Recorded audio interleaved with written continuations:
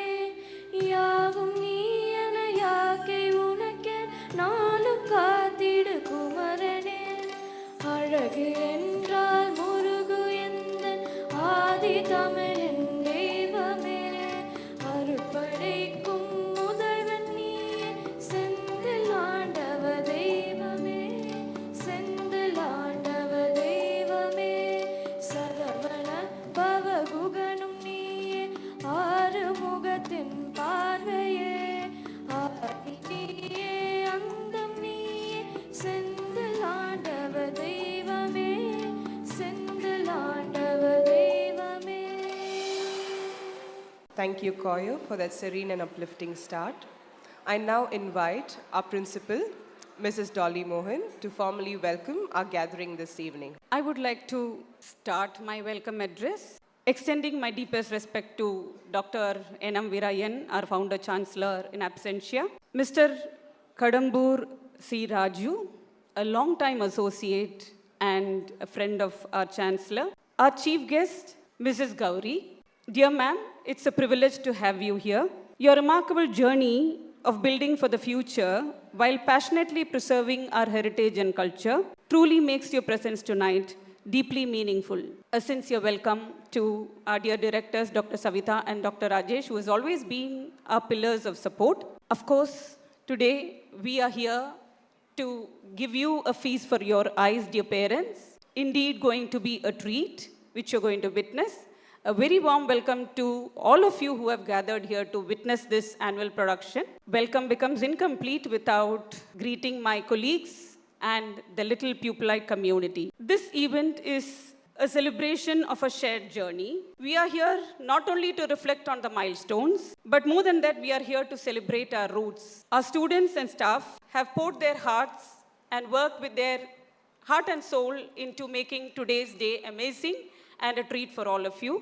I think I made a mistake. There is one more grandfather here amidst us, a veteran director, actor, Mr. Pandiarajan. Last year also, sir was here. It was a surprise for us, but this time, sir said he is going to come. And we are very happy to have all the grandparents come because it makes very meaningful.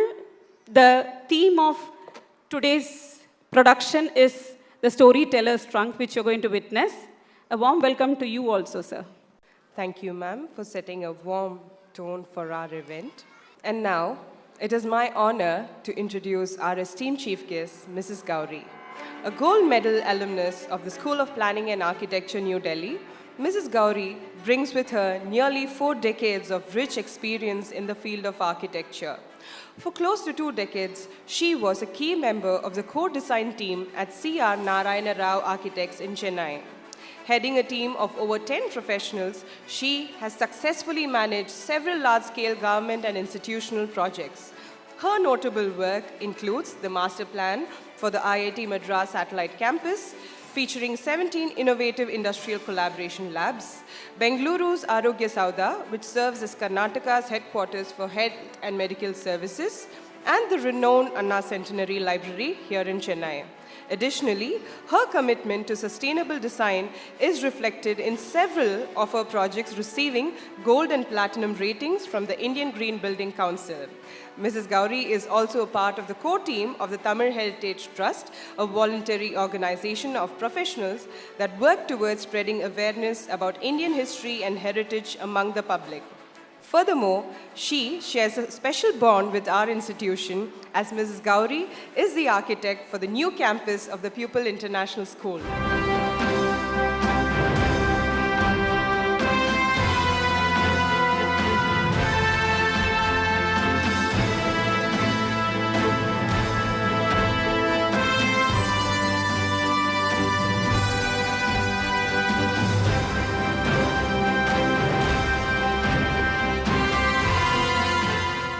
It is not every day that I get an opportunity to address a gathering like this, a space that is filled with future citizens and all the people who shape them, the parents, the teachers, and the facilitators.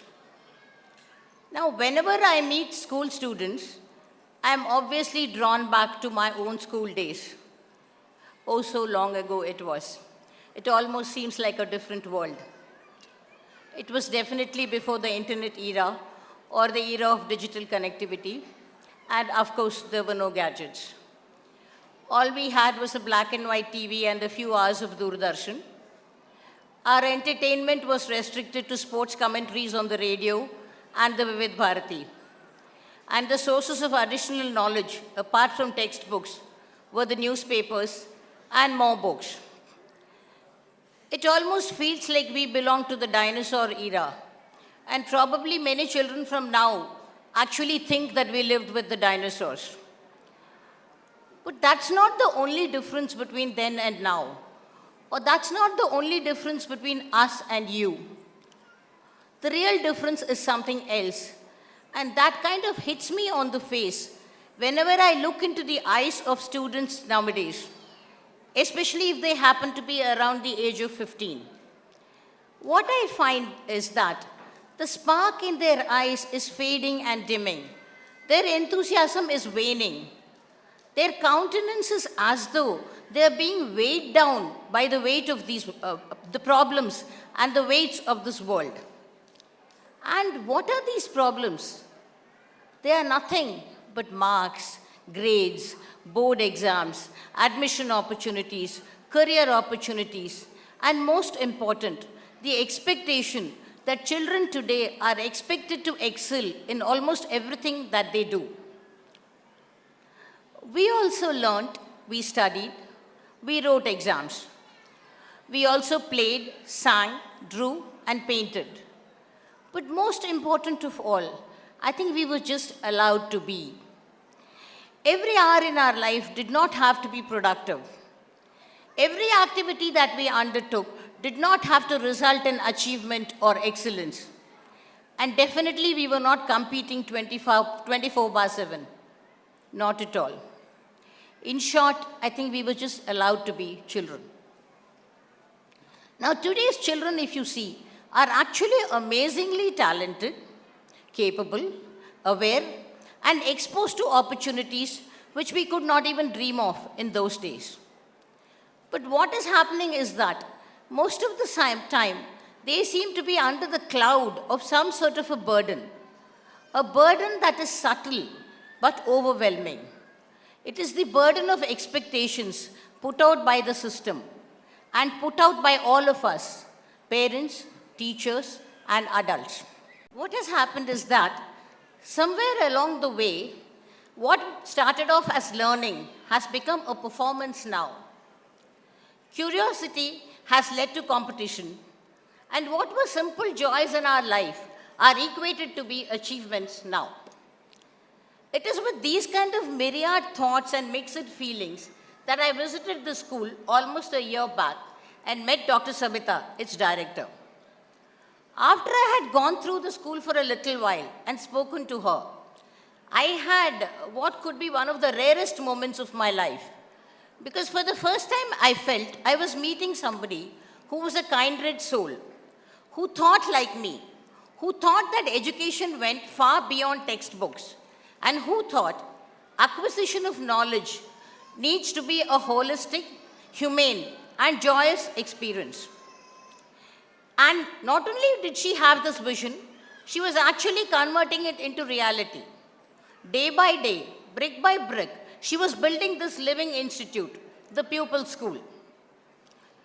Here she was creating a school which was not only training students to face exams, but actually to face life. In this curriculum, where she stresses upon arts, music, soft skills, and sports, she was not aiming to train champions. She was actually aiming to create happy learners. Learners who could explore, who could express, who could go on to discover what it is that they love, what it is that motivates and excites them. Not because they want to excel in these fields, but because they enjoy the process of learning and understanding what it is all about. Within the first day, Dr. Saveetha told me what was her vision for the school. She said that she wanted every child who passes out of the pupil school to have learnt in depth at least one fine art, one sport, and one soft skill. Not because they may become excellent professionals in these respective fields, but because these are their personal treasures, private treasures, which they are going to be carrying with them throughout their life. They should be able to revisit these treasures whenever they want in future, so that they are ensured of their own private and personal equanimity, balance, peace, and joy. And evidence of this, Dr. Saveetha's vision can be seen all across the campus everywhere.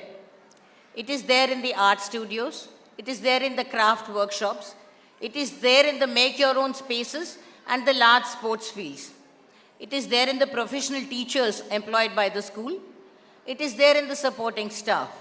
And most important of all, it is there in the fact that they have culled out time from rigorous academic curriculum to ensure that every student gets an opportunity to explore these skills. Her vision is further seen in various events, including art shows like the Chitra Punaivu. This is an opportunity where work of every student is put up high up there for everybody to see, not to grade or to mark, but as part of a collective exhibition. Can you imagine what a student gains when his or her work is seen up there? Something which good marks cannot give easily. They gain confidence, they understand team spirit, they understand collaboration, and most important, a sense of belonging to the school, to the institute of which they are a part. Normally, whenever you see schools across India, and definitely in Chennai, fall under two broad categories. Those that are very rigidly structured and academic and come out with these jaw-dropping results year after year. Their children top the boards and breeze into all the top engineering and medical colleges. But are the students who pass out of there really happy, holistic, content? Remains to be seen. At the other end of the spectrum, you have these experimental, avant-garde schools, which allow children to be individuals and blossom. But where? In their private space. These schools do not form part of the mainstream at all. Whatever the children achieve is in their private space. And if they ever want to cross over to the mainstream, it is a struggle. At the pupil school, what is so remarkable is the fact that they have bridged the gap between these two kinds of schools. Even within the rigorous academic coursework and the strong structure of a board like CBSE, at the pupil, they have managed to cull out the space and time for students to pursue all these activities, not just with the intent of championing or excelling in them, but as life skills, which would stand them in good stead throughout the life. This is what is so inspiring about this school, and this is why I feel exhilarated every time I visit this school. My only feeling at the end of it is, I would also like to be part of this journey, part of this team, which is working towards nation building in this unconventional manner. As the person who introduced me said, I am the architect of the future Saveetha campus. And what motivates me there is this desire to be part of this team, to be part of this journey. Before I conclude, I just want to say something to the students and their parents. Don't let the spark in you, don't let your curiosity or natural enthusiasm wane or wither away. Don't let the pressure of marks, grades, exams, what next, what if, career opportunities bog you down in such a way that you become learning machines or robots. Because then you become focused, forceful, energetic, and achieve. But in the process, you become disconnected. You're no longer in touch with your own selves, the most important person in your own life. Remember one thing, your school years are precious because this is the time of your life when you're on the threshold of life, actually. This wide world is open and available to you right in the front. At this time, you can hope anything, dream anything, achieve anything. Do remember that. Because as you grow older and move on to the world, your opportunities become confined, paths become narrower, responsibilities increase, and not all of us can afford to go back the way we have traveled to start afresh. Do cherish and use the years that you have here fully because the support system and the opportunity is there. Learn well, that's important.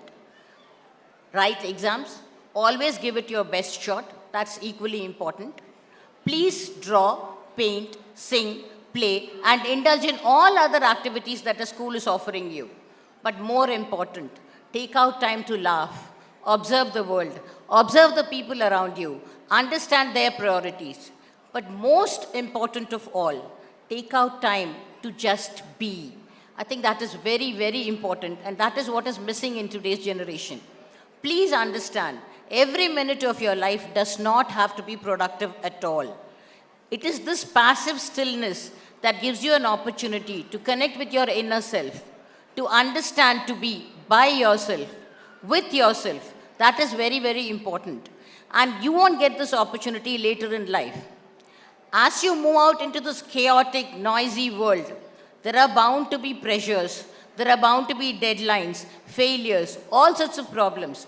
At all such times, you should be able to step back, be still, and look inward to see what it is that you really want, and then how you're going to solve the current issue. The training for that has to start now, at the school level. So cherish these fears and practice this. I want to conclude by telling you a small quote. Education is not about filling a bucket. It is about lighting a fire. Make sure that your fire is always lit, bright, crackling, and sparkling. Don't ever let it dim.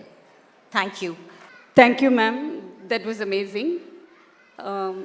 Being a regular visitor to our school, we are so happy to notice that ma'am has observed the nuances and seen how all of us work towards a vision. Yes, we will continue to strive better and do better. I request sir to address the gathering now. எல்லோருக்கும் வணக்கம். தனியாக என்னை இவ்வளோ நிற்க வச்சு இவங்க பேசுனதை பார்த்தா ஏதோ லேட் கமர் பையனை நிற்க வச்சு வான் பண்ணுற மாதிரி ஆயிடுச்சு. இது ஒரு நல்ல அனுபவம். பிரின்சிபல் மேடம் என்னை கூப்பிடும்போது போன வருஷம் கூட பாண்டியராஜன் இங்கே வந்திருந்தார், இந்த வருஷம் வந்திருக்காரு அப்படின்னு ரொம்ப சந்தோஷப்பட்டோம். இங்கே வர்றதை விட வேறு மகிழ்ச்சி என்ன இருக்குது? ஒரு பேரன் படிக்கிற ஸ்கூலுக்கு ஒரு தாத்தா வர்றதை விட மகிழ்ச்சி வேறு எதுவுமே கிடையாது. நான் சீஃப் கெஸ்டெல்லாம் நிறைய போயிருக்கேன். ஆனால் என் சீஃப் கெஸ்ட்டு மேடையில் இருக்கார். என் சீஃப் கெஸ்ட்டு என் பேரன் மோகித் பல்லவராஜ் மேடையில் இருக்கும்போது நான் உட்காந்து பார்க்கும்போது இதை விட மகிழ்ச்சி வேறு என்ன இருக்குங்க? சந்தோஷம். இங்கே போட்டு இந்த ஸ்கூலில் என்னென்ன பசங்களுக்கு சொல்லித்தராங்க, படிப்பு சம்மந்தப்பட்டது இல்லாமல் அறிவு சம்மந்தப்பட்ட என்னென்ன வளர்ச்சியெல்லாம் சொல்கிறாங்கன்னு போட்டு காமிச்சாங்க. அதை என்னென்ன பசங்க சாதிச்சிருக்காங்கன்னு அவங்க லிஸ்ட்லாம் போட்டு காமிச்சு ஃபோட்டோலாம் போட்டாங்க. இதை விட என்ன சாதனை வேணும்? அத்தாட்சியோட இவங்கெல்லாம் சாதிச்சிருக்காங்கன்னு. இது வாத்தியாருங்க அவங்க பண்ணுற வேலைலாம். நாம் பண்ணுற வேலைலான்னா பசங்களை பள்ளிக்கூடத்துக்கு அனுப்புகிறோம், ஓகே, நல்லா சொல்லித்தராங்க, நல்லா படிக்கிறாங்க. நாம் சில விஷயங்களை பசங்களுக்கு சொல்லித்தரணும். இந்த கலாச்சாரம் மாற மாற பசங்களுக்கு பசங்களாம் மறந்து போகுது. தாத்தா பாட்டினா என்ன, மாமா அத்தை, அதெல்லாம் கொஞ்சமாக குறைஞ்சி போகுது. இப்போ எங்கள் பாட்டி எங்கள் வீட்டிலலாம் நம்மளாம் வறுமையில் வளர்ந்துவேன். ஒரு முட்டையை 4 வெட்டி அதை எங்கள் வீட்டில் 4 பேர் வைப்பாங்க. அதான் பெரிய நான்வெஜ்ஜு எங்கள் சாப்பாடு. ஆனால் எங்கள் பாட்டி வீட்டுக்கு போனால் எங்கள் பாட்டி ஆரஞ்சு பாட்டில் ஒரு 3 முட்டையை இன்னும் வச்சுருப்பாங்க. எனக்கு வந்தோடனே எனக்கு 3 முட்டையை வச்சு சாப்பாடு போடுவாங்க. எனக்கு அவள் ஆச்சரியமாக இருக்கும். 3 முட்டை எனக்காப்பா அப்படின்னு சொல்லிட்டு அந்த 4ஆம் படிக்கும் போதெல்லாம் அவ்வளோ சந்தோஷமாக இருக்கும். 3 முட்டை எங்கள் பாட்டி எனக்கு சாப்பாடு போடுறத நான் 6 மாதம் எங்கள் பசங்கிட்ட சொல்லியிருப்பேன். என்ன எங்கள் பாட்டி அவளுக்கு பண்ணினாங்கன்னு. இந்த அன்பு, இந்த பாசம் இதெல்லாம் சொல்லி கொடுக்க மாட்டோம். ஒரு நல்ல நாள்னா தாத்தா பாட்டி காலில் வந்தோம்னா அவங்க அந்த சுருக்கு பையிலேருந்து ஒரு ரூபா காசு எடுத்து கொடுப்பாங்க. அது 1 கோடிக்கு சமம். 1 ரூபாய் எடுத்து கொடுத்து அந்த விபூதி எடுத்து வைப்பாங்க. நல்லா ராச்சா, நல்லாவா, நல்லா படி, நல்லா இருப்பாங்க. பசங்க காலில் விழுவோம். நான் காலில் விழுறதெல்லாம் அது அவங்க அபிப்பிராயம். விழுறதுலாம் சில பேர் சொல்லுவாங்க, யானை காலில் விழுதா, புலி காலில் விழுதா, ஏன் காலில் விழணும், அது அவங்க அபிப்பிராயம். ஆனால் படித்தவங்க காலில் விழணும், பெரியவங்க காலில் விழணும். தாத்தா பாட்டி காலில் விழுந்தெல்லாம் அந்த ஆசீர்வாதம் இருக்குல்ல, அது மேலும் மேலும் நம்ம உயர்த்தோம். இதெல்லாம் பசங்களுக்கு சொல்லித்தரணும். காலில் வந்தால் நல்லாயிருக்கும். இது இப்போல்லாம் காலில் விழுந்த பசங்க சல்லாம் வைக்கிறானுங்க. நாமளே சாமி கோயில் அப்படி போச்சுன்னா முருகருக்கு அவர் சொல்லிட்டு வைக்கிறோம். அவ்வளோதான் டைமு. இதெல்லாம் நிறுத்திட்டு எதுவுமா சொல்லிக் கொடுக்கணும். இந்த கலாச்சாரம் நம்ம சொல்லி தரணும். அற்புதமான விழா, ஒரு ஆட்டம் பாட்டெலாம் இருக்கும்போது நான் ஸ்கூல் டேஸில் அப்போவே நான் நாடகம் நடிப்பேன். நாடகம் நடிச்சுன்னா மேக்கப் போடுவாங்க. காணிமங்கள்லாம் நாடகம் நடிக்கும் போதெல்லாம் அந்த மேக்கப் கலைக்கும் போது இந்த காது கிட்டலாம் கொஞ்சம் மேக்கப் விட்டு சொல்லுவேன். விட்டு வாட்டில் நான் தடையும் போது அது சரியாக தொடைக்க மாட்டேன்.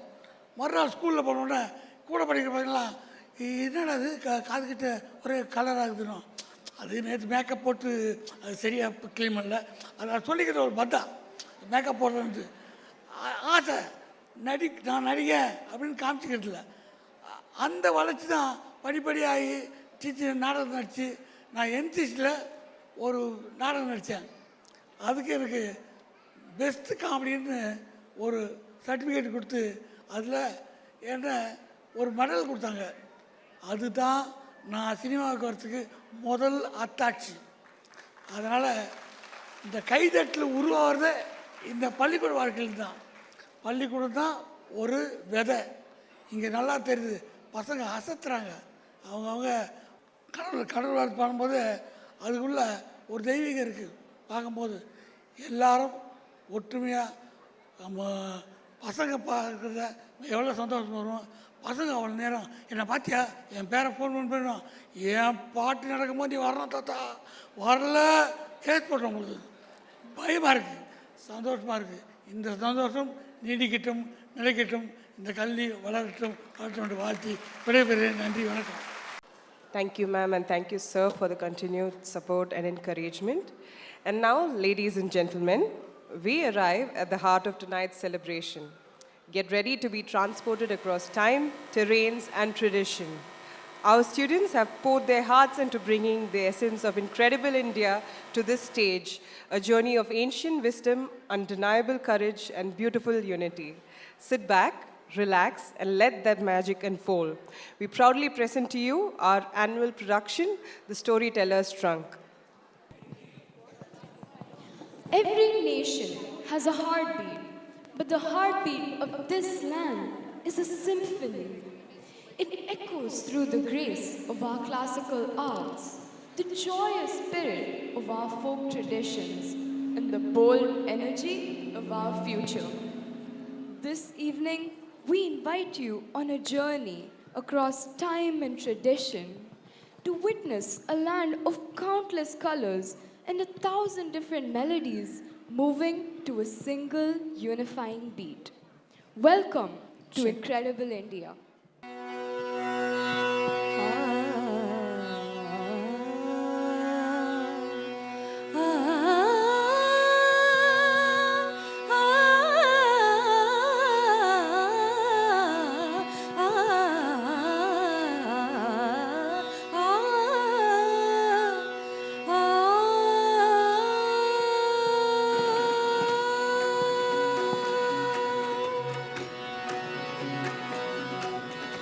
गरज गरज आज मेघ गणन गणन जायो रे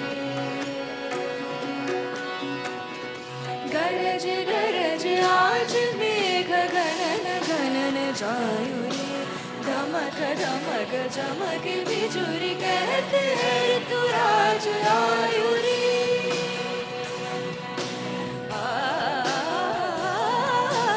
गरज गरज आज मेघ गणन गणन जायो रे धमक धमक चमक बिजुरी कहते हैं तू राज कहते हैं तू राज आयु कहते हैं राज आयु रे निजर बाबा रे ममा निजर सा निजर बाबा रे ममा निजर सा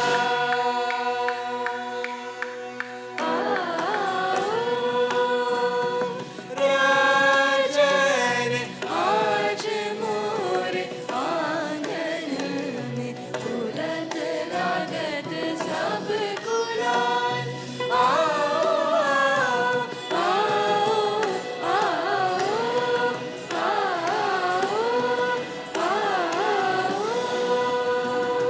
विकसित प्रीति कुसुम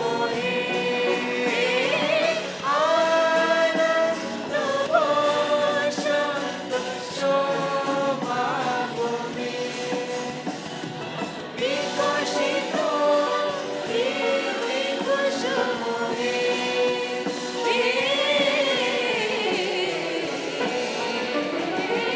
विकसित प्रीति कुसुम पुलकित चित्त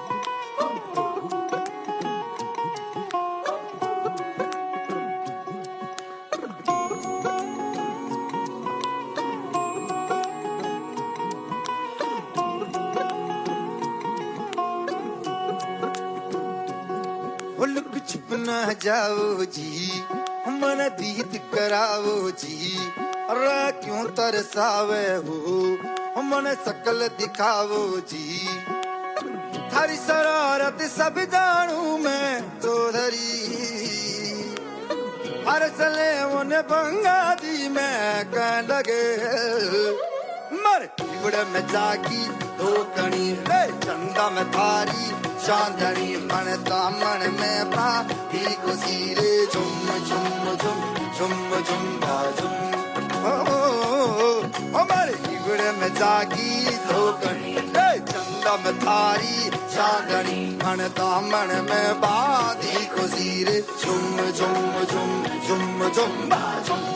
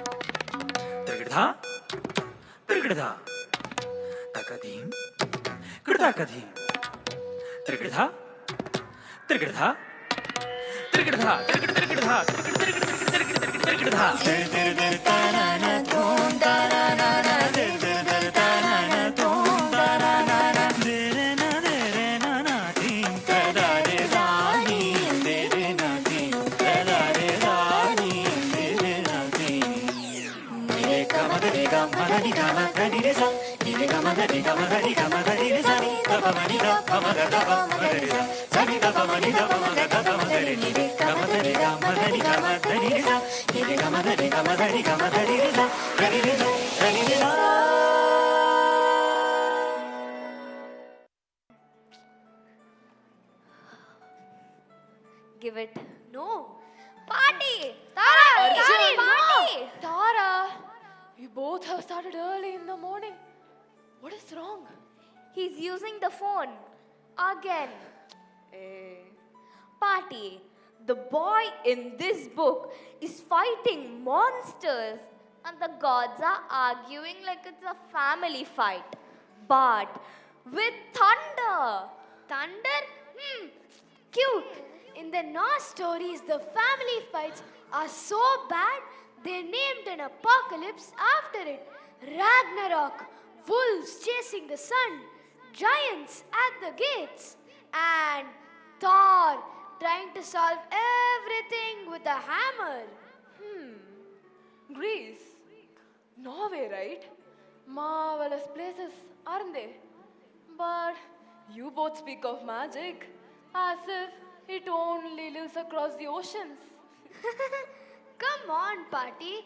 India is great for food and festivals. But magic?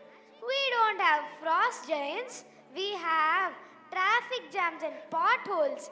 We don't have wizards. Hey, you are there, no? Enough. We have people saying, adjust Carlo, like it's a superpower.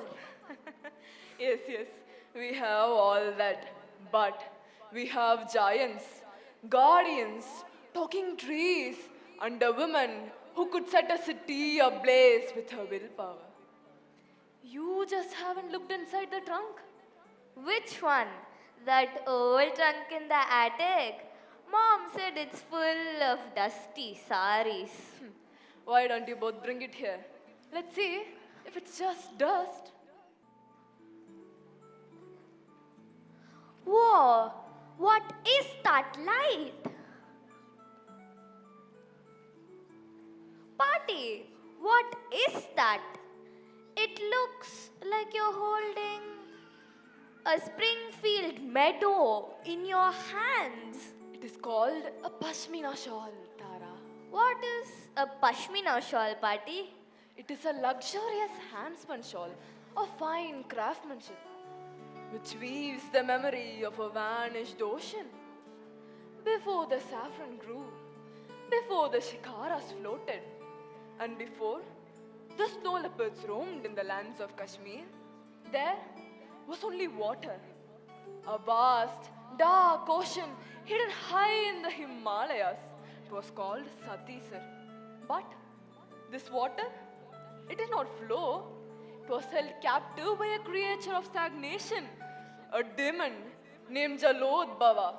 He forbade the water from leaving, choking the life out of the mountains.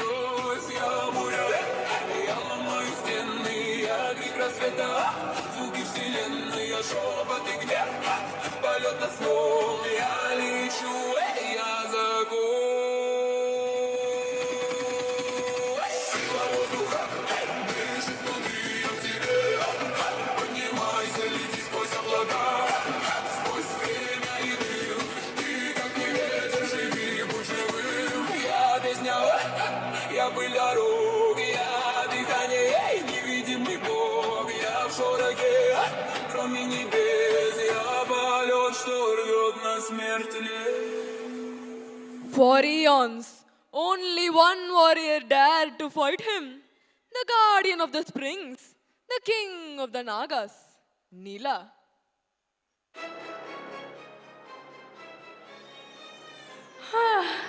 We were back. Didn't I crush you yesterday? Or was it a century before? Time is so We will not rest, Jalodbhava. Look around you. The roots of the mountains are rotting. The earth is drowning. Let it rot. My silence is peaceful. As long as this water stands still, I am the king. This isn't a kingdom. This is a grave. Steady. Don't waste your energy against him. Listen to your king. Strike me and I heal. Cut me and I flow. You cannot defeat the ocean from the inside. Huh. He is right. We have fought him for 1,000 years. We cannot win this war with weapons. If strength cannot move, perhaps wisdom can. What? Wisdom? We are trapped in the deep. The wind speaks of a traveler on the peaks, an architect of the earth. He does not fight nature, he shapes it. Kashyapa. Huh? A human? You pin your hopes on a human? Call him. If he can shape the world, let him hear us. Kashyapa, guardian of wisdom. Kashyapa, the valley calls you.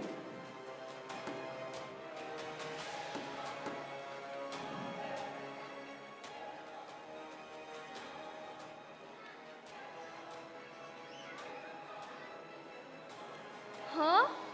Go home, you insignificant mortal, before you drown. 11.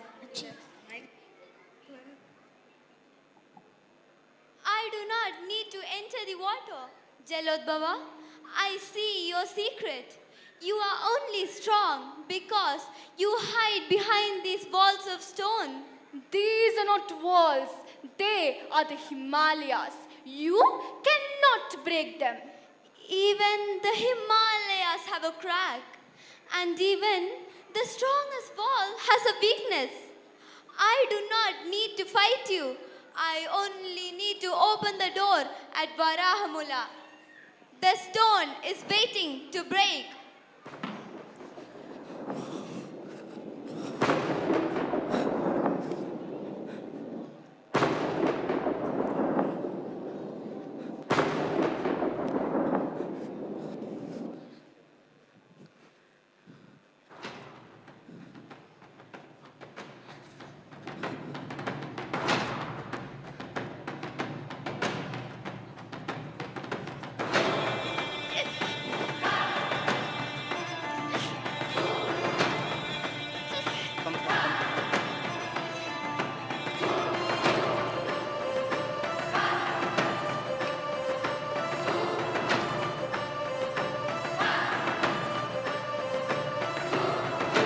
What? What is that sound? The pressure. It's dropping. The water. Where is it going?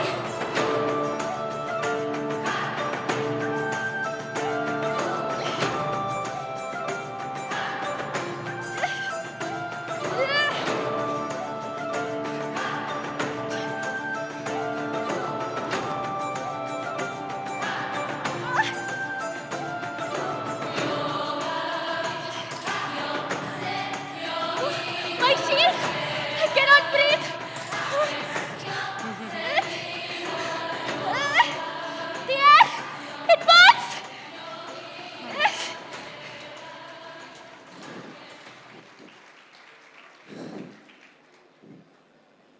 The lake, which was stagnant, is gone. The demon is gone. The water has gone to the sea to find its purpose, and here the mud will turn to gold. You have given us a home, sage. This land will forever bear your mark. Kashyapa mark. Kashyapa. It is not my land, Nila. It belongs to the mountains now. Let the valley bloom.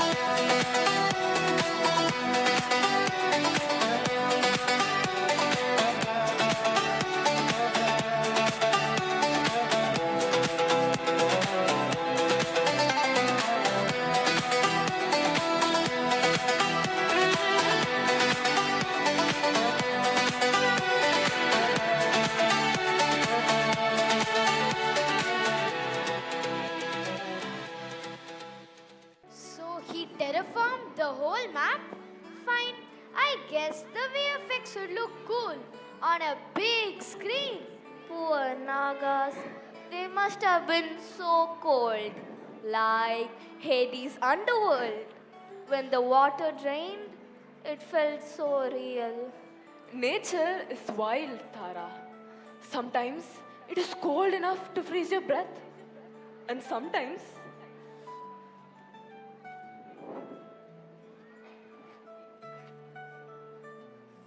slowly, slowly.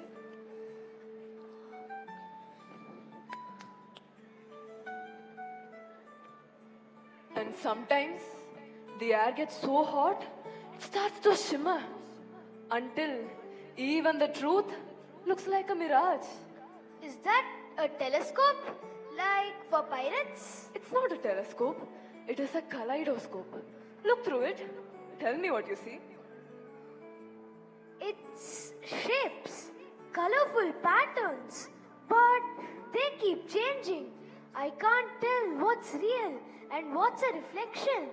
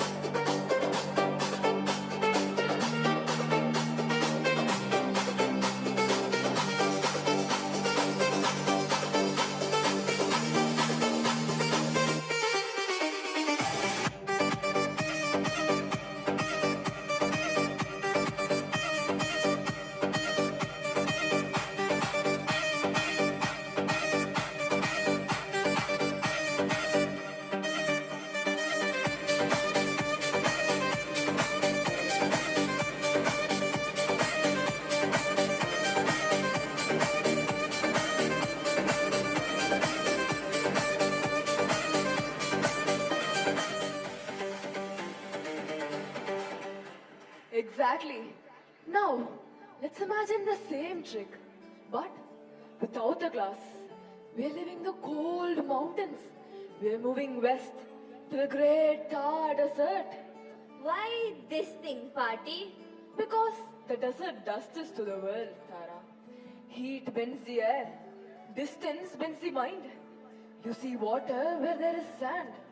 You see shade where there is fire. And if you're not careful enough, you start trusting your want more than your eyes. Mirages. Mirages. And sometimes miracles. Come, let's see if our four travelers could tell the difference. In the Thar, the horizon lies beautifully. Heat makes far things look near, and near things disappear. Four travelers once followed the shade like it was a promise, and found a tree that didn't speak in words, only in wishes.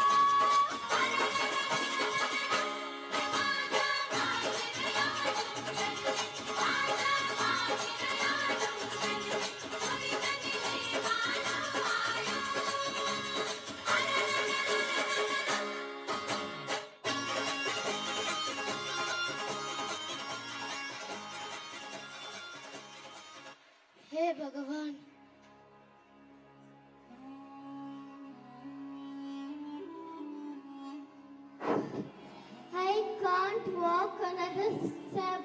My throat is. Golu, get up! If we stop, then the vultures will get us. We're lost. I told you we should have taken left turn at Jaisalmer. Now we're going to die here. Wait! Stop screaming! Look! It's a tree! Yes, it's shade. Come on, let's move.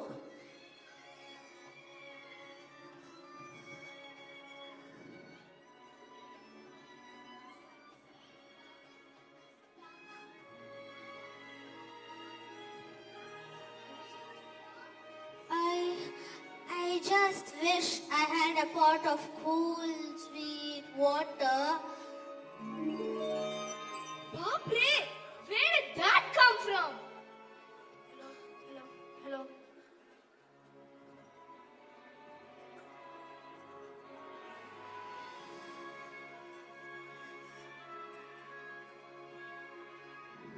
Who cares? It's water. Cold water. I think it's magic.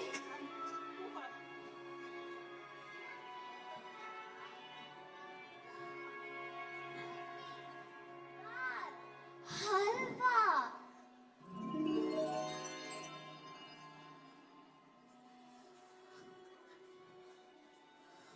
It's real. It's hard. This tree has better service than a wedding buffet. This is no ordinary tree, brothers. This is a kalpavriksha, a wishing tree. The what? A wishing tree? In the middle of nowhere? Well, that doesn't sound like good news, Ramu. Shamu, relax. The legend says it grants everything you think of. It brings your thoughts to life. Everything? Then I wish for a soft silk bed with pillows.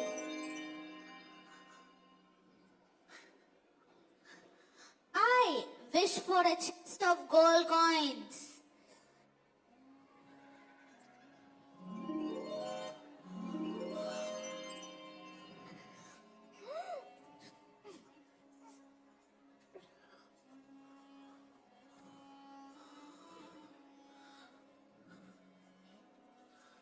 Wow, we're rich.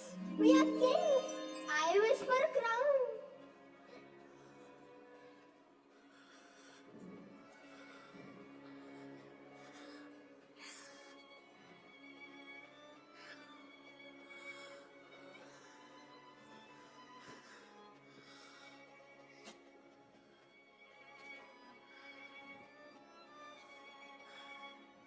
Wait.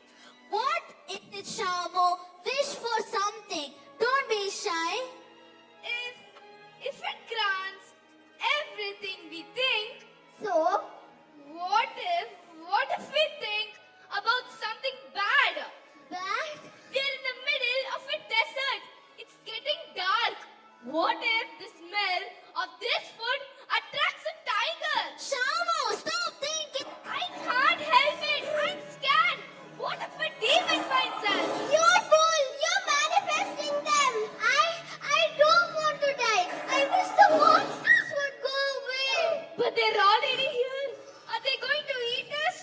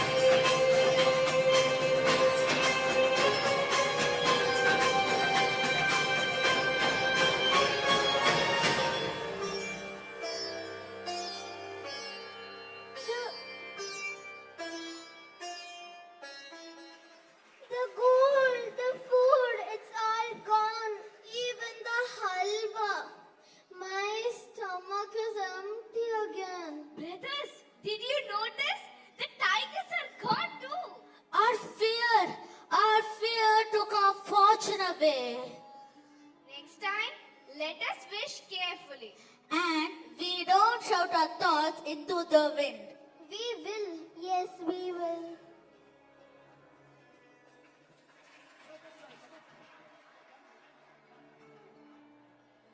Party. That tree didn't grant wishes, it just repeated them. Like whatever was inside them came out and stood next to them. So basically, my overthinking has stage presence. Overthinking is not a villain, Arjun. It's just an untamed power. And fear is the easiest wish to make. It doesn't even need words. It just happens. Okay, lesson learned. I should be mocked. The thoughts I shout into the universe. Good. Because the next place we go doesn't forgive carelessness. Where? Somewhere many people still treat like a far corner, even though it's a whole world of its own.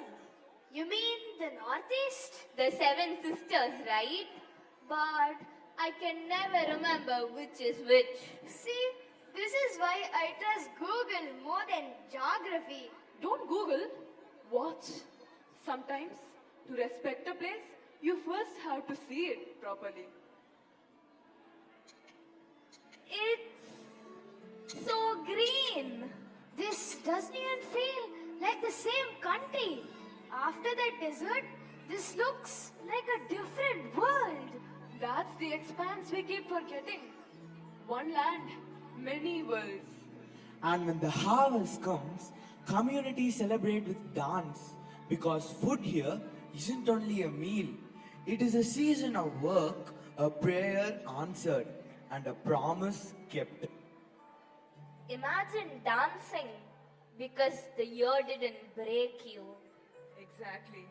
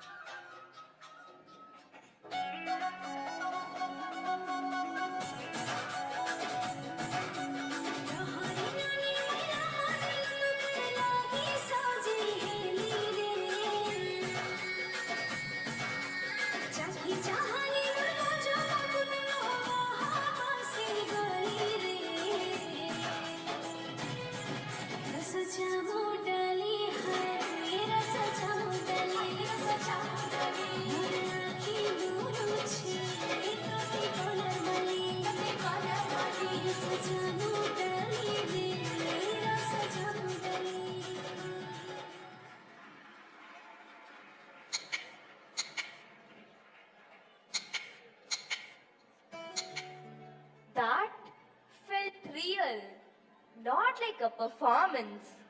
but like a thank you. It really did. And for some families, that harvest was months of work and one good season of rain. If you waste it, it's like saying all that effort meant nothing. Then you understood the first rule.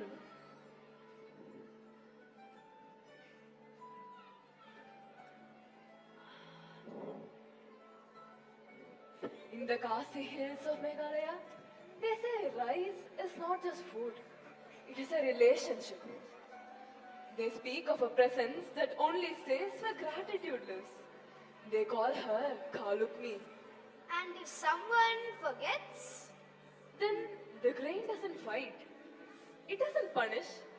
It simply leaves. Come, listen closely. This is how a village learned the cost of carelessness.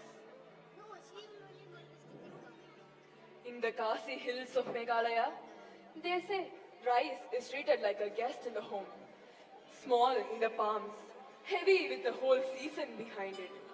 Respected, and it returns. Treated like dust, and it learns their way out.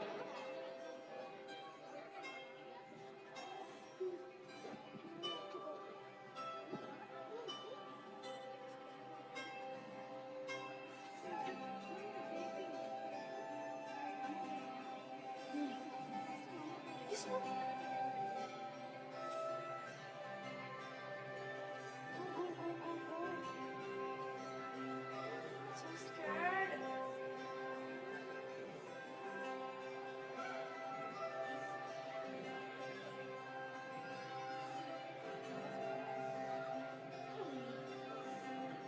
It's already done.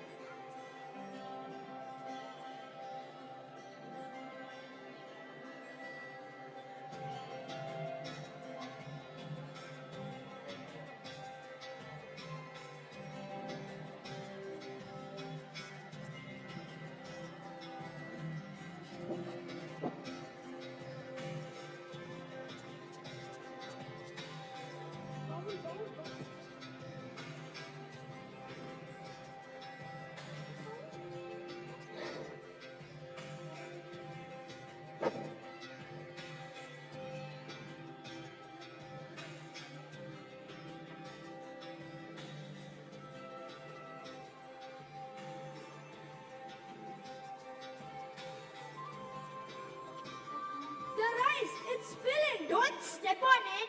Pick it up. Good hands. Gentle hands.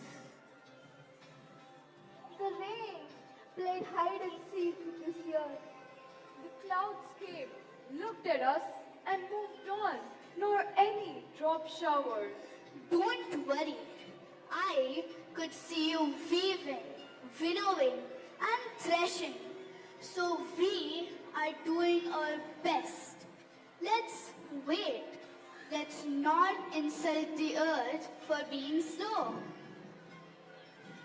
Why does everyone act like rice can hear us? Because it remembers how you treated is how it treats you back. Oh, again? It's everywhere. Under the mat, in the corners. Don't worry, I'll pick it up. I'm not angry at you. I'm just tired. Tiredness is real, but respect is still required. Careful! Don't eat grain like dust. What next? Rice has feelings? Not feelings, memory.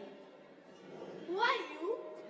The care behind your meal, the waiting made your harvest, the reason your pot has not turned empty.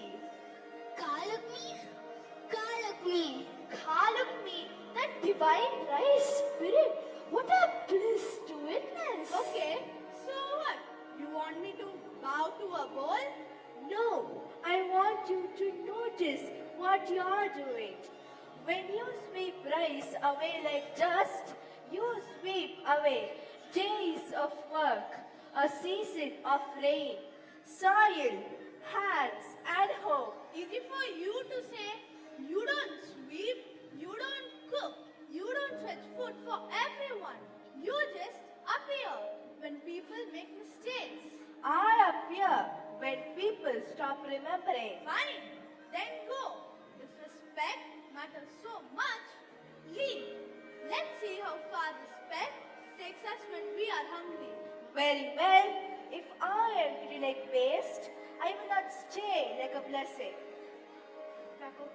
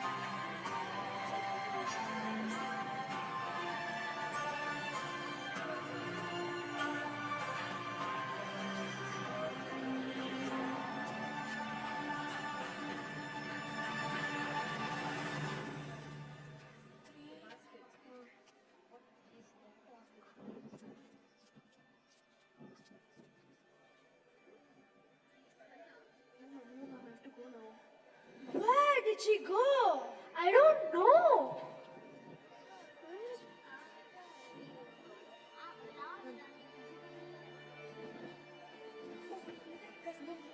This is less.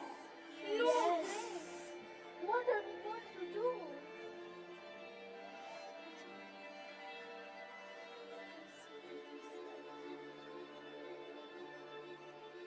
It feels like the rice stepped away. Because someone spilled it. I don't think words could do that. Words don't. Habits do. I didn't mean. But meaning won't fill a bowl. The stalks are thin. The grains are hollow. Like they forgot how to fill. I hope our empty stomachs don't make noise. Will there be any food tonight? I don't think so. This is how it starts. First the baskets, then the bowls. We need to bring Kalakni back. Tell me what to do. Then don't explain. Don't argue. Come with us. Hands empty, head low. The hands that scattered must also gather.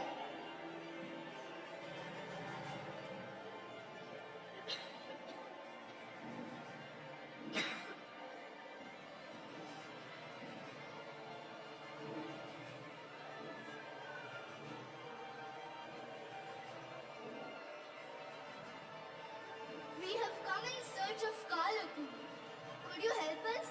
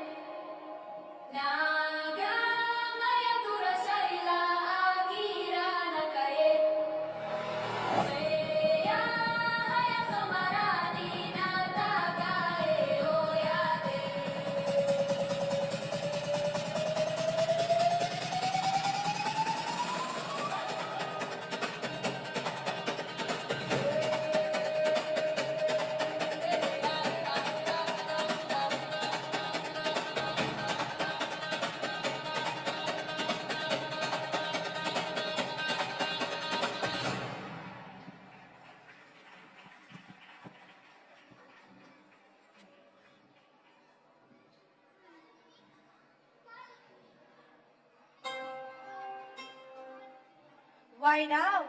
Because the empty bowl taught us what comfort made us forget. I was tired and I acted like tiredness gave me the permission to be careless. It didn't. I treated food like it would always return. I'm sorry, I was wrong. Don't apologize with fear. Apologize through your actions. Pick up what you drop. Don't waste what you cook. And when you have enough, share in the Kirumba, the empty bowl. We will.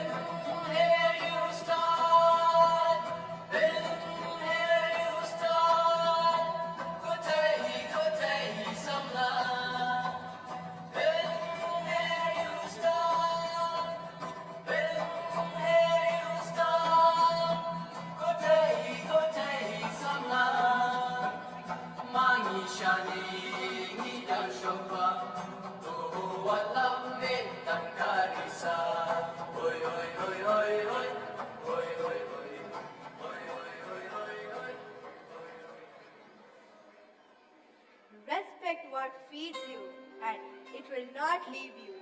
If you value what nourishes you, it will continue to nourish you. Take care of what takes care of you.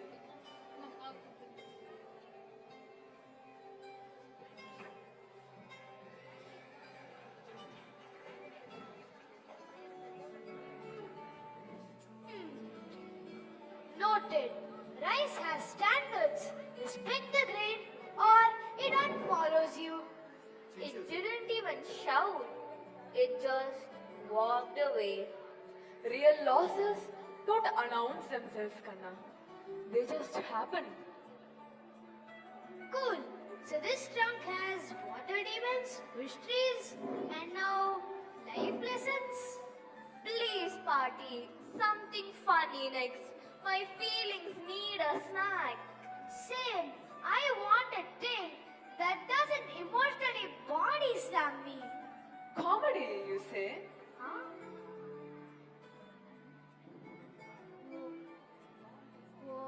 Okay, wow, that definitely has main character energy. This crown belonged to a king who wouldn't wear bravery like a costume. He wore it like a duty. His name was King Vikram of Ujjain in the heart of central India. Did he fight dragons? Worse, he had to deal with a very tricky sorcerer and a ghost that simply wouldn't shut up. A ghost, like a creepy horror movie one? Not exactly, Achal. A Betal, a spirit that hangs upside down from a banyan tree. But the trouble, it didn't start there. It started in his royal court with a piece of fruit and a monkey. Huh, a monkey? Don't rush, don't rush. I thought you said a ghost. No, Tara. The monkey came first. Every single day, a mysterious tantric brought the king a single fruit. The king, being busy, just tossed them into his treasury, thinking nothing of it. Until one day, a monkey decided to take a bite.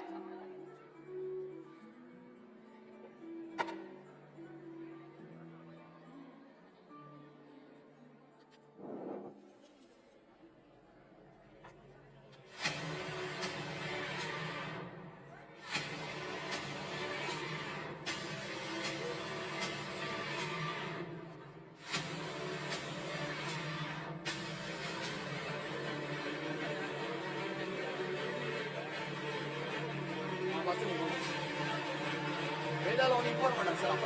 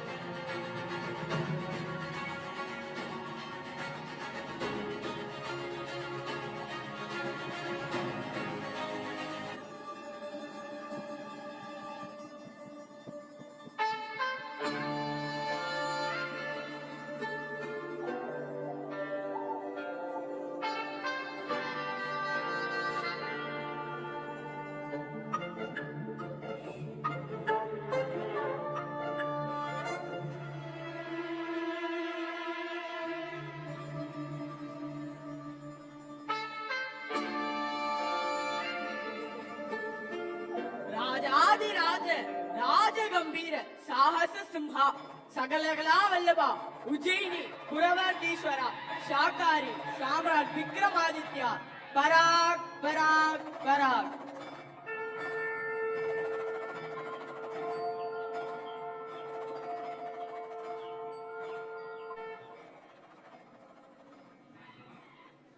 Tell me, what do you want for such wealth? Oh, mighty king, I seek no wealth. I am performing a grand ritual in the cremation grounds tonight. I only need you to fetch something for me. Name it. A spirit, a Betal. He hangs from the ancient banyan tree. Bring him to me, but you must do it in complete silence.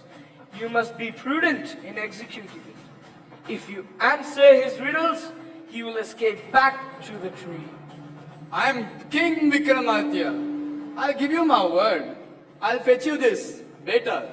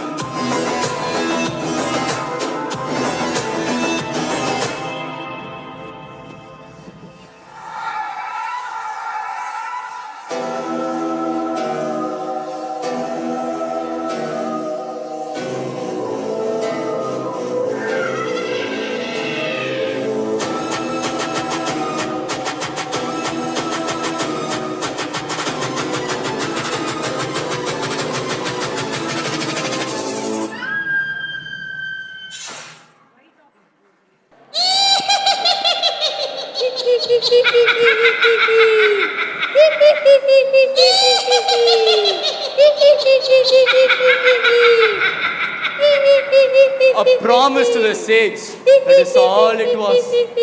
Fetch a corpse to the top of the banyan tree in silence. It sounded so simple.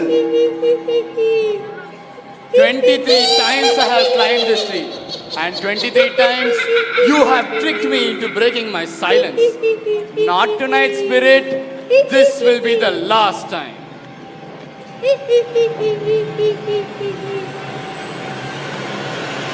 Oh, Vicky!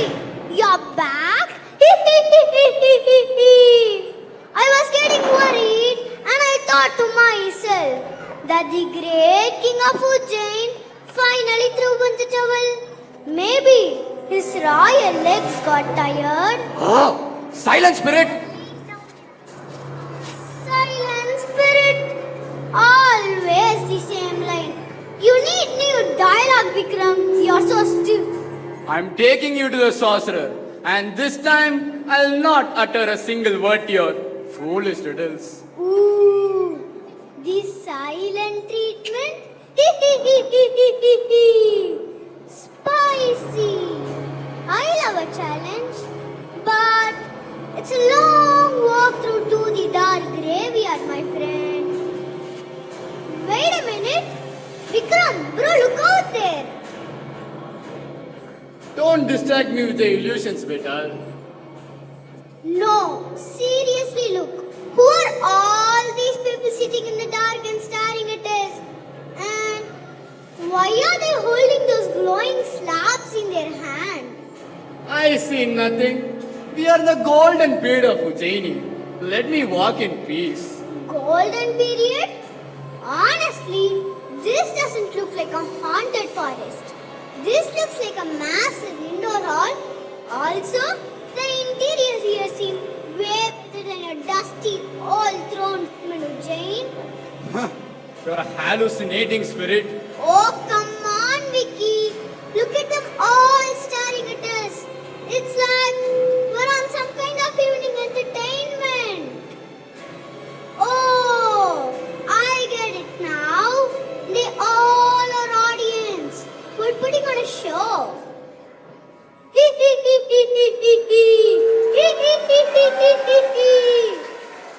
Well, that explains why we are arguing in English instead of the ancient Sanskrit. Since all these people seem interested, why don't you look our best and give them a story worthy listening to? Look majestic while walking, Vikram. They're judging you. Why is this my destiny? Just tell me the story so I can ignore you. Excellent. Listen closely. A rich merchant, Sethi, left a box of expensive sugar-coated sweets on his table. When he returned, the box was empty. He had 3 servants in the house at the time. Kanna, the gardener, who claimed he was working outside all day. Chinna, the cook, who claimed he was preparing dinner in the kitchen. Hari, the sweeper, who claimed he was cleaning the storeroom. Sethi noticed that there were no footprints, but a few sugar crystals were on the floor near the table. He checked the servants closely. He noticed that Kanna, the gardener, had muddy boots. Chinna, the cook, had flour on his apron. And Hari, the sweeper, had clean bare feet. Now tell me, oh King Vikram, who stole these sweets? Remember, if you know the answer and if you don't utter it, then boom! Your head will explode into 1,000 pieces. Oh, that's so simple. It is Hari the sweeper because he had clean bare feet. This means he could have snuck across the kitchen, steal the sweets, and not leave any footprints as evidence. You spoke, Vikram. You broke the silence. Oh, for the love of... Nice doing business with you, King. See you back at the banyan tree.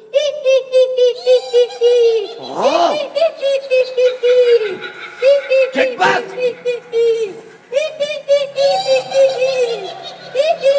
Get back, irritating gods! Get back!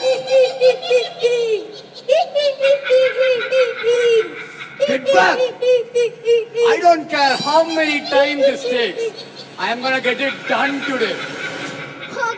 Okay, Your Highness. It is the 25th time, and you know what? No riddles. I'm done. I haven't been this entertained in a while. So, I'm going to do you a favor. Help for me? That tantric set you up. That ritual, a trap. All he wants to do is to dethrone you. In fact, I am so impressed that I am going to tell you how to deal with that foul bait. Lend me your ears.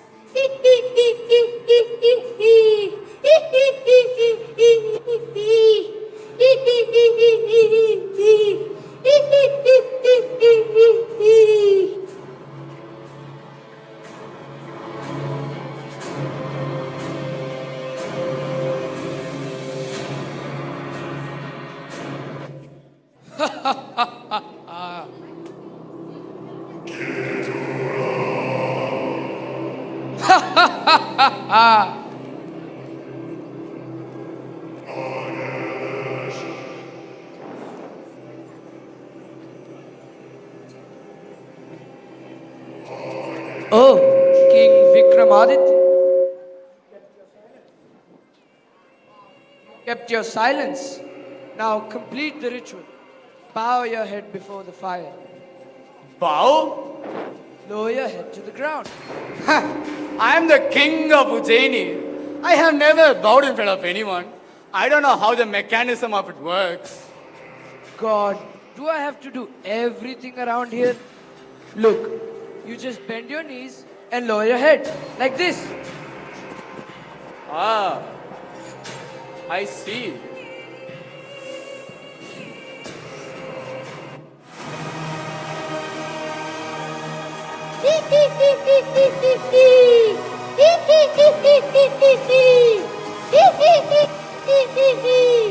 Well played, Vicky. You have saved my kingdom, Betal. You are free to leave. Don't think you can easily get rid of me, Vikram. I am a very clingy ghost. See you next time. You need a good drill.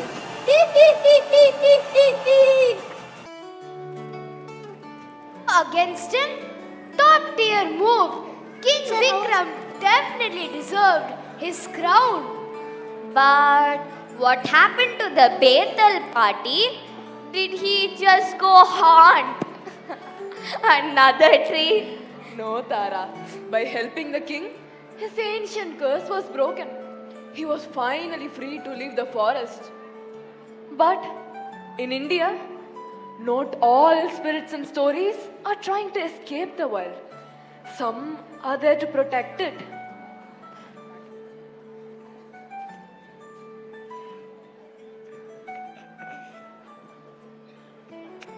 Those bells look heavy.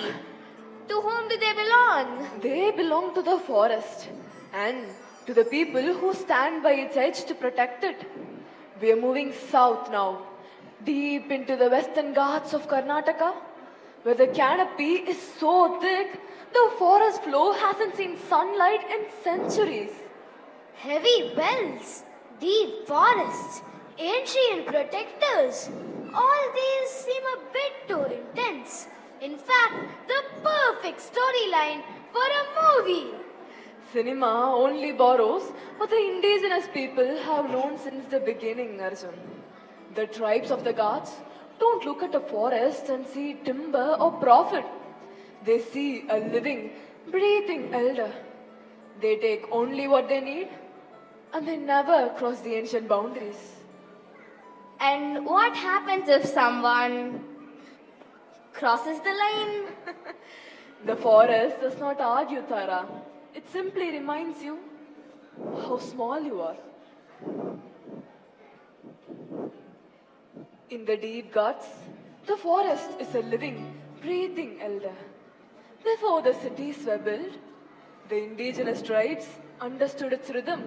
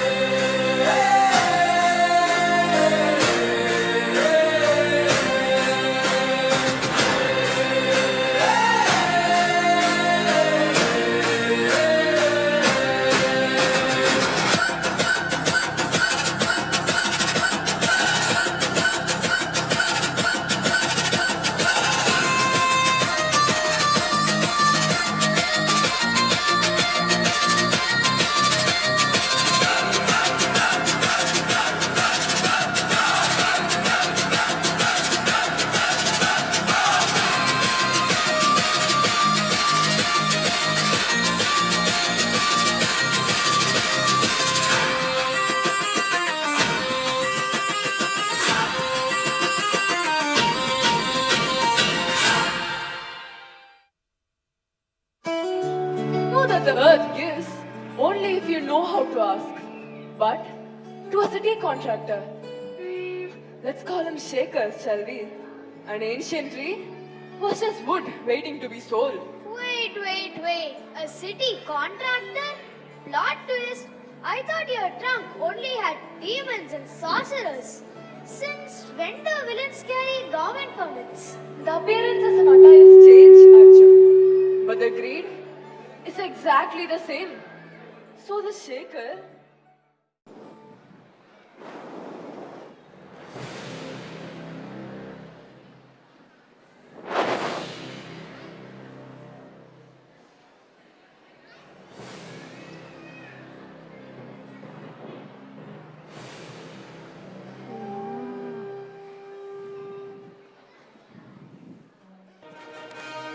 We do not need a GPS to find a tree this big.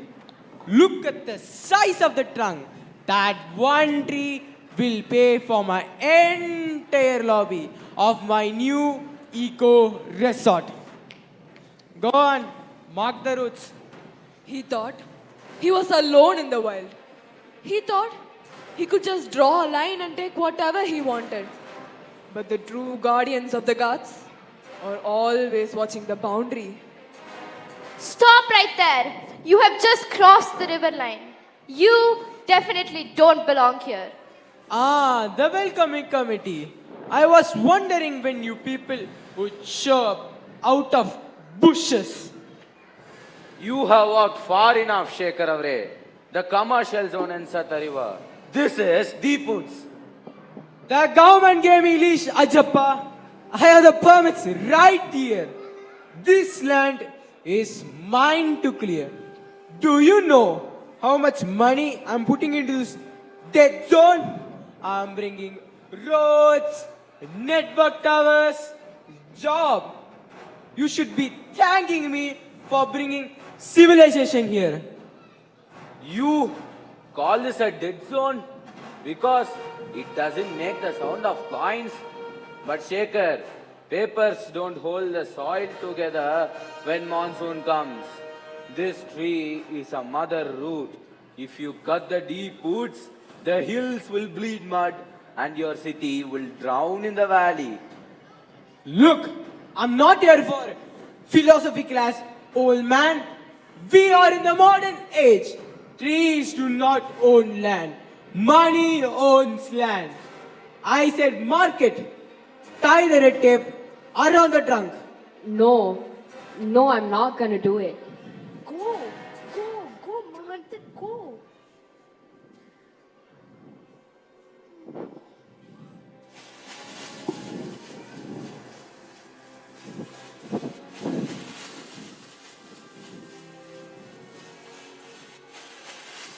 But, sir, I can't. The air here, it feels wrong, like someone's watching us. Fella, you're just imagining stuff. Just a piece of land and you be stories for clearance? Sir, I can feel the tree breathing. Lively it is. For hundreds of years it has sheltered birds and animals. Cutting it off is a murder. Cowards, you are afraid of some leaves and branches? I will do it myself.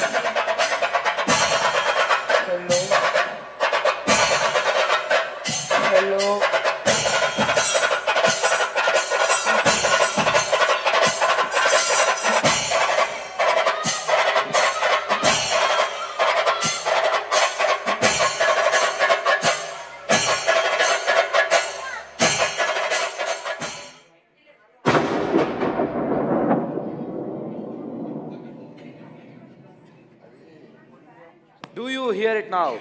The earth doesn't need our permission to exist, but we need hers. The boundary remains.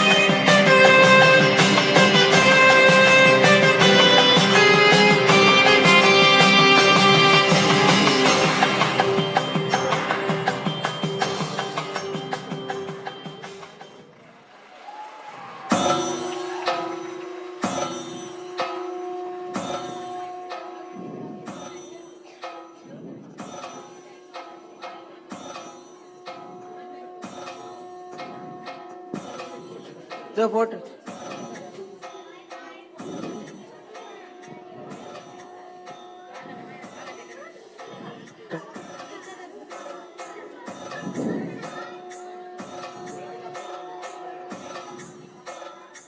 The indigenous tribes know truth. The modern world is desperately trying to relearn. The earth has enough for everybody's need, but not enough for everybody's greed. We are not the masters of this world, children. We are simply its guests. Noted. Cancel any future camping trips to a forest. Those trees around there do not play around. You don't have to cancel your trips, my dear one. The forest is not our enemy. They only push back when you arrive as conquerors instead of guests. So, as long as I don't bring a bulldozer, I'm good. Never thought there'd be anyone more annoying than Betal. Yet, here you are. But Party, Shaker must have felt so small. He had all those money and those official papers. But against the ancient roots, he was just a tiny speck. That is the greatest gift the earth can give us, Tara.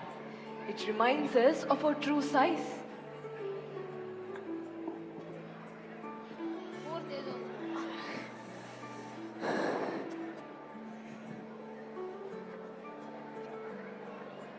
Another bill?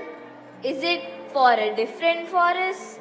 This did not belong to a forest, and it was not meant for dancing. We have crossed the snow, the desert, the hills, and the deep guts. Now, we return to the soil of Tamil Nadu. Anklet? What does this anklet do? Did it belong to a queen? No, Arjun. It belonged to an ordinary woman. Hello. But history loves to tell us about kings who built empires, while forgetting the women who held those kings accountable. An anklet held a king accountable? Not the anklet, Arjun. The woman wearing it. Her name was Kanagi. Was she a warrior? No, Tara. She was the bravest woman in our land. The epitome of woman empowerment. Come, let's watch her fight for justice.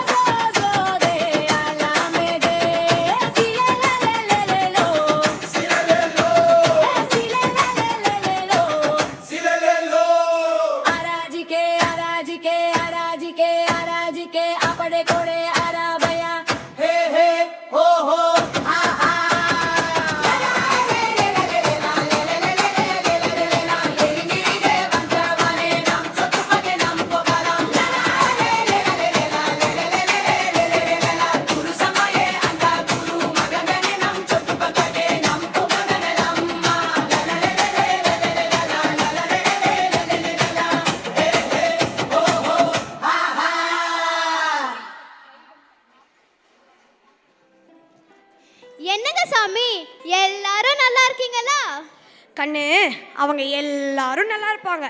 இப்போ நம்ம கதைக்குள்ள போவோமா? போவோமே.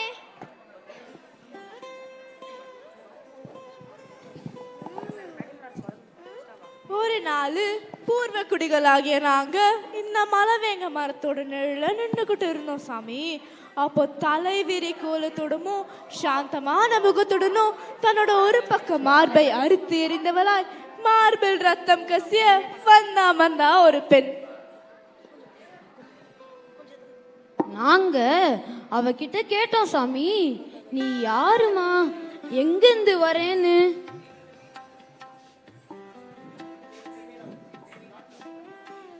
சாமி, சோழ நாடான காவிரி பூம்பட்டினத்துல கப்பல் வணிகரான மாநாயக்கனுக்கு செல்வ மகளாய் பிறந்த கண்ணகி அதே இடத்து நிலவழி வணிகரான மாசாத்துவன் மகனான செல்வகோமன் கோவலனை கைப்பிடிச்சார்.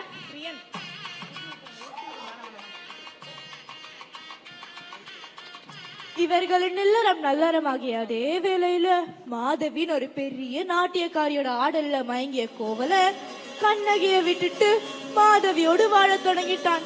மாதவியின் மீது இருந்த அளவற்ற காதலால கோவலன் தன்னிடமிருந்த செல்வங்கள் அனைத்தையும் அவளுக்காகவே செலவழிச்சான்.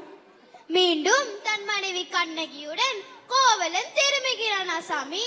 கண்ணகியும் எந்தவித கேள்வியும் கேட்காம அவனை ஏத்துக்கிட்டாங்களாம்.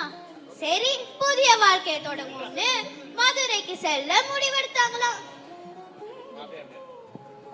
மாதவியிடம் செல்வத்தை எல்லாம் இழந்த கோவலன் மீண்டும் கண்ணகியுடன் புதிய வாழ்க்கையை தொடங்கலாம்னு மதுரைக்கு வந்தானா சாமி. அதுக்கு மாணிக்கப்பற்கள் கொண்ட கண்ணகியின் ஒரு கால் சிலம்ப விற்க சென்றானா. அப்போது அங்கிருந்த பொற்கொலன் பாண்டிய மன்னனின் மனைவியாகிய கோப்பெருந்தேவின் ஒரு காற்சிலம்பை களவாடி விட்டான். கோவலன் கொண்டு வந்த காற்சிலம்பை கொண்டு போய் பாண்டிய மன்னன் நெடுஞ்செழியிடம் கொடுத்து பாண்டிய மாதேவியின் காற்சிலம்பை களவாடியவன் இவன்தான் என்று கோவலனுக்கு எதிராக சூழ்ச்சி செய்துட்டாராம். எந்தவித விசாரிப்பும் இல்லாம பாண்டிய நெடுஞ்செழியன் மன்னன் கோவலனின் தலையை துண்டிச்சிட்டானா. இதுக்கப்புறம் என்ன நடந்துச்சுன்னு வாங்க நேரிலேயே பார்க்கலாம்.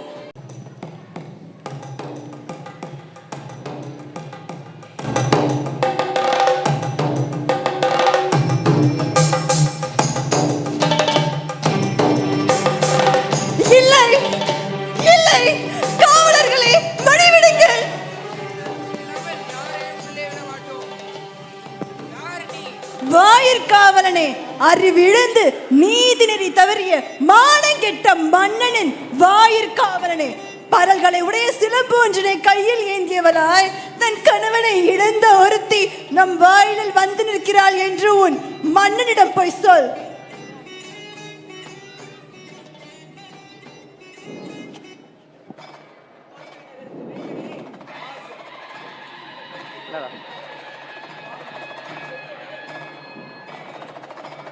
கொற்கை நகரத்து வேந்தனே வாழ்க, தென் திசையில் உள்ள பொதிகை மலைக்கு தலைவனே வாழ்க, செழியனே வாழ்க, தென்னவனே வாழ்க, பழிச்சொல் இல்லாத பாண்டியனே வாழ்க, குருதி கொட்டும் தலையை பீடமாக கொண்டவரும் வேலை கையில் ஏந்திய கொற்றவை அல்ல, 7 கணியரில் இளையவனான பிடாரியும் அல்ல, சிவபெருமானை நடனமாட வைத்த பத்ரகாளியும் அல்ல, தாருகாசுரனுடைய அகன்ற மார்பனை பிளந்த துர்கையும் அல்ல, பகைமை கொண்டவள் போலவும் உள்ளத்தில் சினம் கொண்டவள் போலவும் கையில் பொற்சினம் ஒன்றினை ஏந்தியவளாய் கணவனை இழந்தவளாய் நம் வாயிலில் வந்து நிற்கின்றாள்.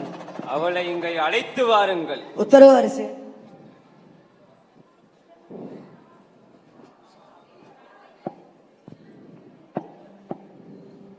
கண்ணீர் சிந்தும் கண்களுடன் என் முன் வந்து நிற்கும் பெண்ணே, நீ யார்?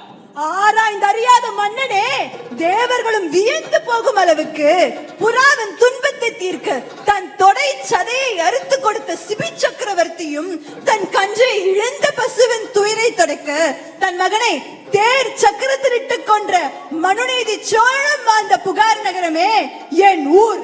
அவ்வூரில் புகழ் பெற்று விளங்கும் பெருங்குடி வணிகர் மரபில் வந்த மாசாத்துவான் என்பவனின் மகனாக பிறந்து வாழ வேண்டும் என்ற விருப்பம் கொண்டு ஊழ்வினை துரத்த உன் மதுரை மாநகருக்கு வந்து என் கால் சிலம்பு ஒன்றினை விற்பதற்கு விரும்பி உன்னால் கல்வன் என்று குற்றம் சுமத்தப்பட்டு கொலை செய்யப்பட்ட கோவலன் மனைவி நான்.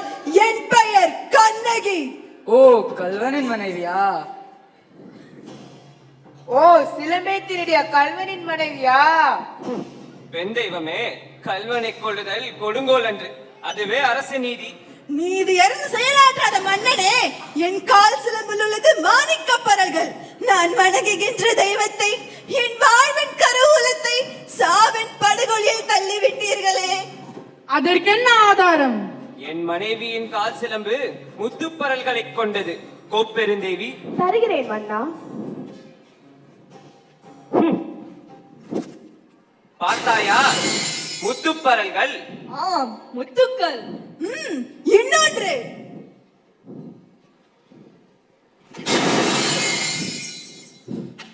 மாணிக்கம். ஐயோ, மாணிக்கங்கள்.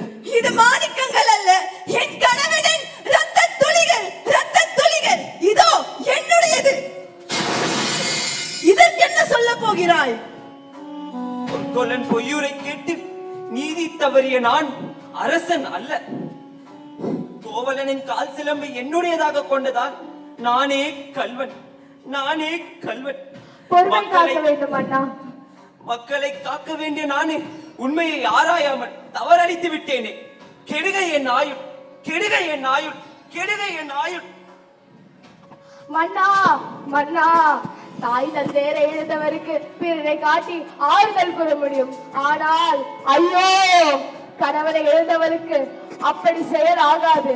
மன்னா, மன்னா, மன்னா.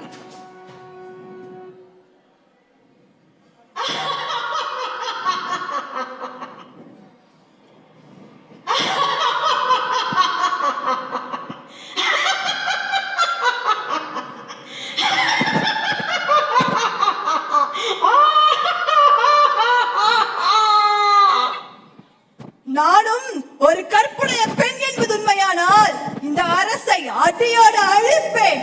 இந்த நகரையும் முழுவதும் எரிப்பேன்.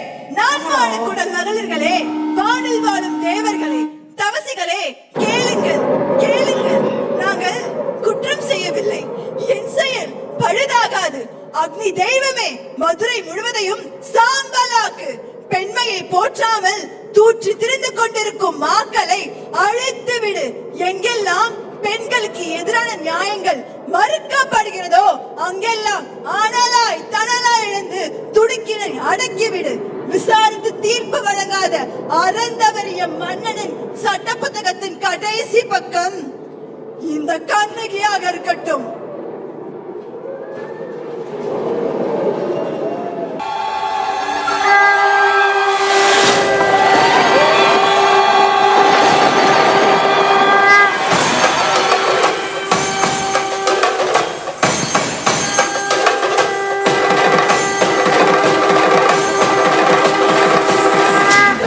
महाकालिकये महाप्रलय रूपिणि प्रचण्डकाली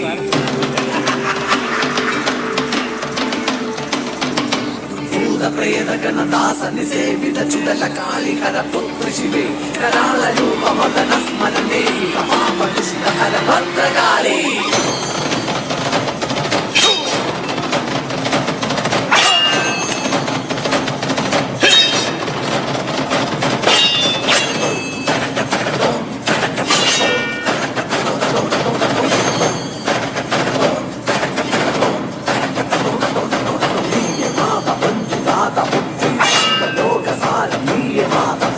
चंद्रतारनागमेघं सर्वव्यापि सत्यमीये माता जय जय रानी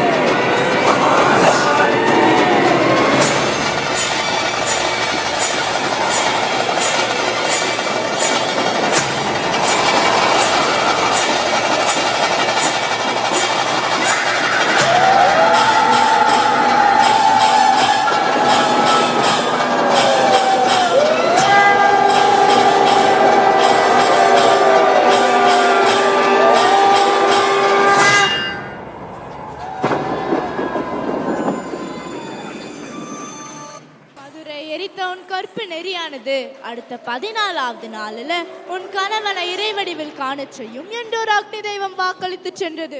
அவளும் 14 நாட்கள் சோழ நாட்டிலிருந்து கால் கடுக்கு நடந்து இந்த இடத்தை அடைந்தாளாம். சிறிது நேரத்துல புஷ்ப விமானம் வானத்திலிருந்து இறங்குச்சான்.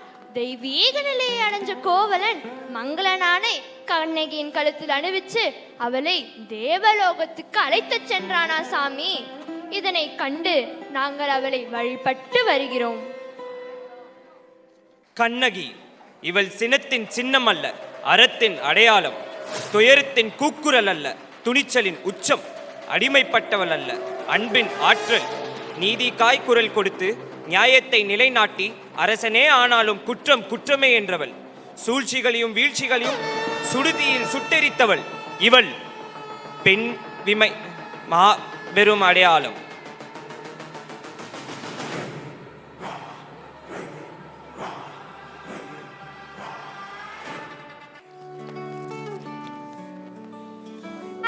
A lightning summoning hammer, but Kanagi, she had a broken anklet. Absolute facts and zero hesitation. Now that's real power. There was no water demon, no wishing tree, no ghost, just her. That's the spirit of the trunk, my dear ones. Did you notice the journey? We started in the realm of the gods and spirits, but we ended with ordinary people. A village elder protecting a tree, a widow standing up to a king.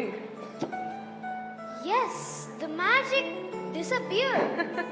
No, Arjun, the magic didn't disappear. It just changed hands. It moved from the heavens and the myths right into the soil, into the grit and the courage of the people who walk on it. That's the true spirit of the India. Is the trunk empty now? Have we seen it all? Seen it all? You mean all of India and its wonders? Kanna, what we saw tonight was just a drop in the ocean. To quote those movies your grandfather used to watch. Picture abhi baki hai, mere dost. You know what? I want to see it. The actual picture. But not in 4K resolution. On a screen. And not 30,000 feet in the air. Where the country just looks like a blurry map. A train party, a train. We have to take a train. The really long ones with the blue berths and the sliding windows. I call the window seat. Exactly. We can do the trunk's journey in reverse. We can start right here at home, go through the Ghats of the west, cross the rivers of the east, roll through the heat of the Thar desert, and finally go up the snow of Kashmir. This trunk has done its job for tonight. It's just wooden brass after all. The true heartbeat of this land cannot be locked inside a box, just as it cannot be fully felt through a glowing screen. It lives in the deep roots of the forest, the rush of our rivers, and the everyday courage of our people. Our India is a living, breathing epic, and it is waiting right outside these doors. Jai Hind.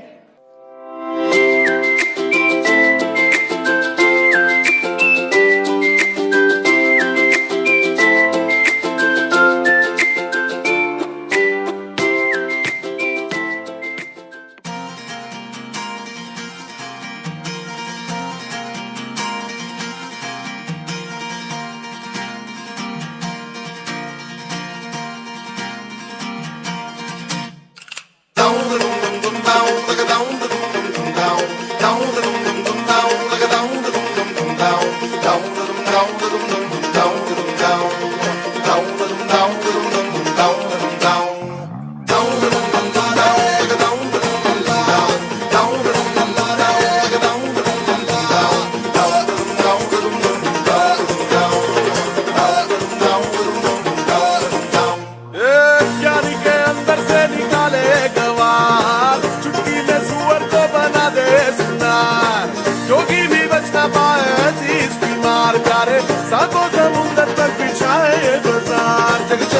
जग चंगा कर डाला चंगा चंगा जग चंगा अरे नंगा कर डाला नंगा कर डाला ये संसार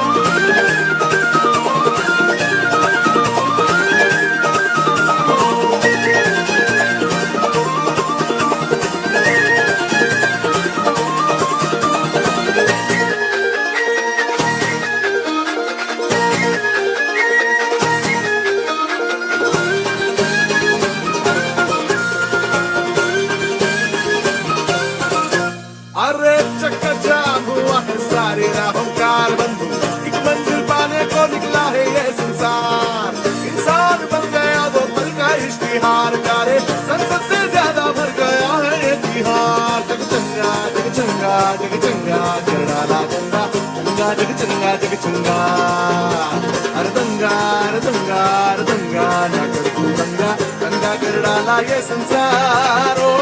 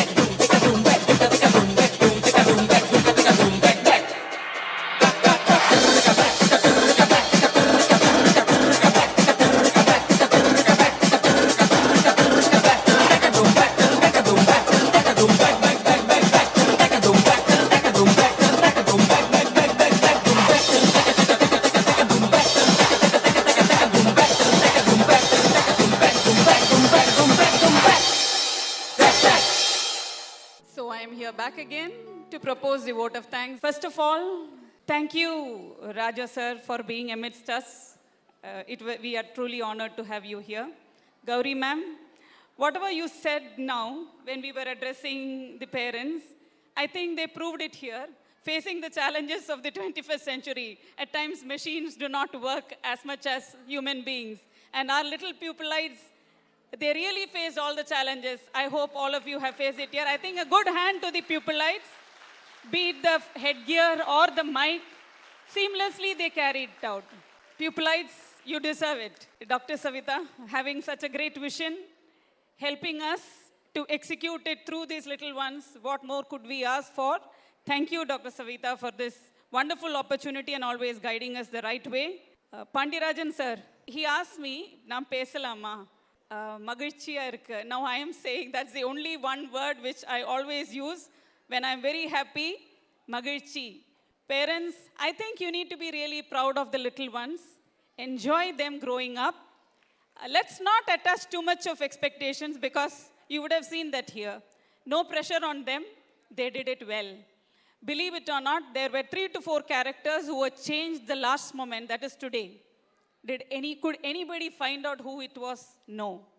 There were children who are having a very delicate situation at home, still they showed up. These are the things which I think we as adults should learn from them. So don't worry, parents. This is something which we promise to you, that your children are safe with us. We will definitely ensure that they face the challenges with zeal and pass on the energy to us. Before I conclude, I think I need to thank my colleagues who have worked. It's a true labor. You know, I love you all colleagues. All of them, starting from my sound, art department, housekeeping, to the teachers, all our teachers here who have trained them, the costumes, everything. I think 2 hands are not enough to put together to clap and appreciate them. Thank you, teachers. It was a wonderful job. And of course, little ones, you did it all. I hope I have not left behind anybody. In short, the entire pupil community, a big thank you.